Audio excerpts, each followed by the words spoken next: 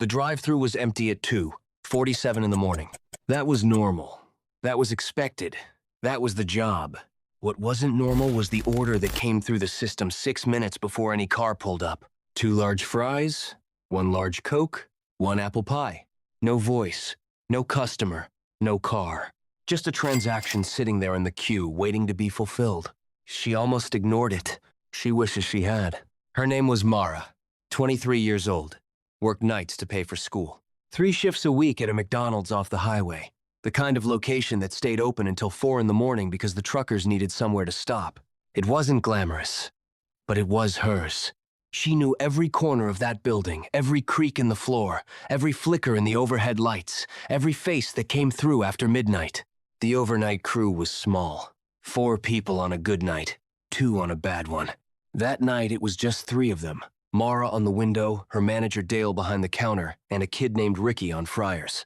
By 2 in the morning, the lot was dead. 1 car in the back corner, probably someone sleeping. A truck idling at the far end of the property. Streetlights buzzing the way they always did. Quiet, ordinary, safe. Then the order terminal beeped. 2 large fries, 1 large Coke, 1 apple pie. Mara stared at the screen. Waited for the drive-thru speaker to crackle.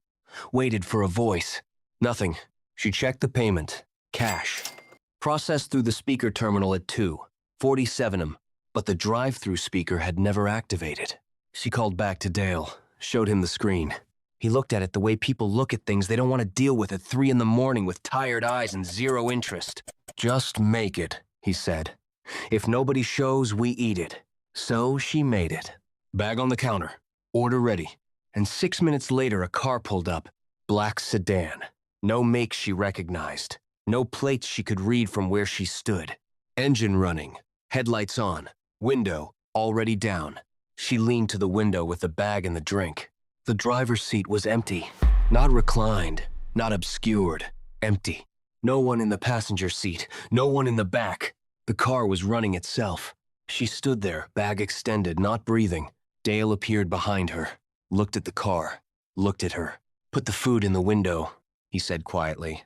His voice was different. Flat. The kind of calm that doesn't come from safety, it comes from having already decided not to think about something. She placed the bag in the open window of the car. The bag lifted, smoothly, like someone had reached across from the passenger side, but there was no one there. The car pulled forward, turned at the exit, and was gone. Mara turned to Dale. He was already walking back to the counter. Dale, finish your shift. That was all he said. She spent the next hour and a half watching the security monitors. Nothing unusual. The lot stayed empty. The highway stayed quiet. Ricky never came out of the back. Dale sat in the office with the door closed. At 4 a.m. she clocked out, walked to her car, sat inside for 10 minutes before she started driving. She told herself it was a trick of the light, someone in the back seat she'd missed. A driver hunched so low he'd been invisible, a camera at a bad angle. She almost believed it. Until she pulled up the transaction logs the next morning at home on her phone. The payment had processed at 2:47 a.m.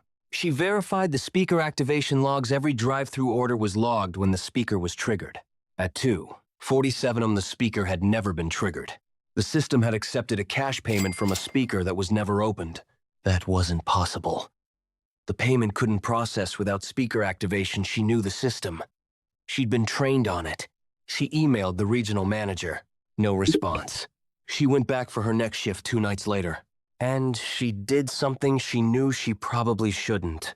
She pulled the security footage from that night. She found the timestamp. 2:47 a.m. Drive-thru window.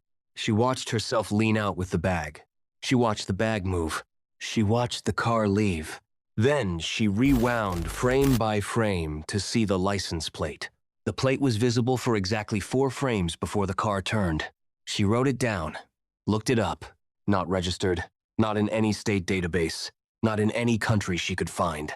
The plate number didn't exist. She brought the footage to Dale. He watched it once, then twice. His face didn't change. Then he opened the file, selected it, and deleted it. Emptied the trash, overwrote it, gone. Dale, what are you doing? That's evidence. Go home, Mara. What was that car? He looked at her then, really looked at her. And for just a second, she saw something in his face she didn't have a name for. Not fear. Not guilt. Recognition. Like he'd seen this before. Like he knew exactly what that car was. And like he had absolutely no intention of telling her. She quit 4 days later. Submitted nothing in writing. Blocked the number.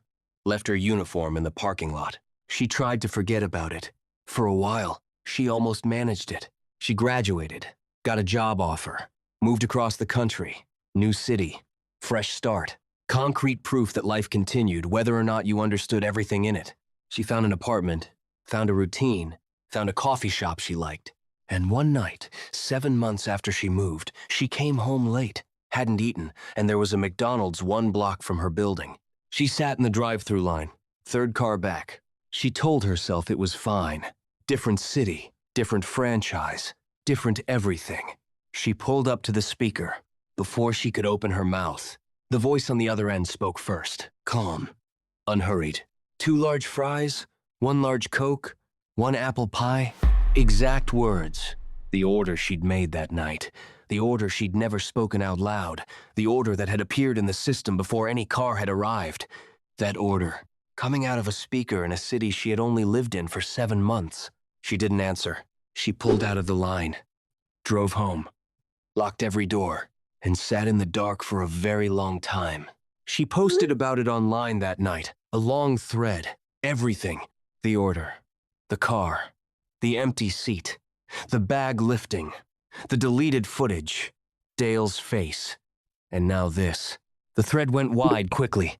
Thousands of responses.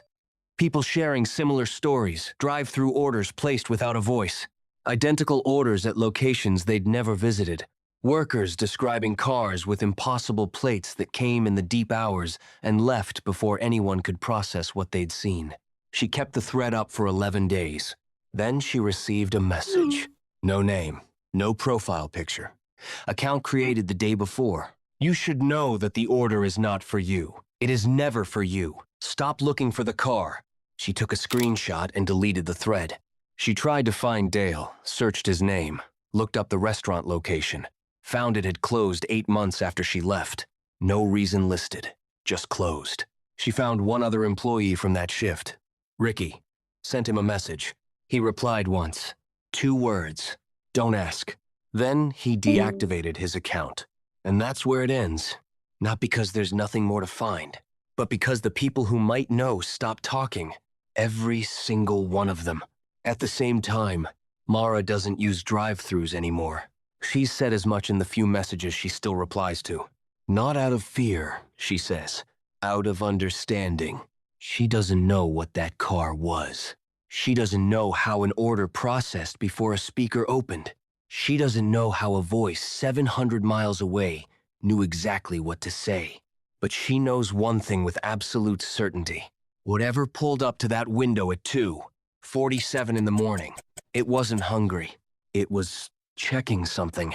And maybe the most unsettling question of all isn't what it was. It's whether it found what it was looking for. One question. Yes or no, would you have made that order? If this one kept you up, the next case is worse. Because that one wasn't at a drive-thru. It was inside the building. And the worker didn't quit. They disappeared. Subscribe. I'll see you in the dark.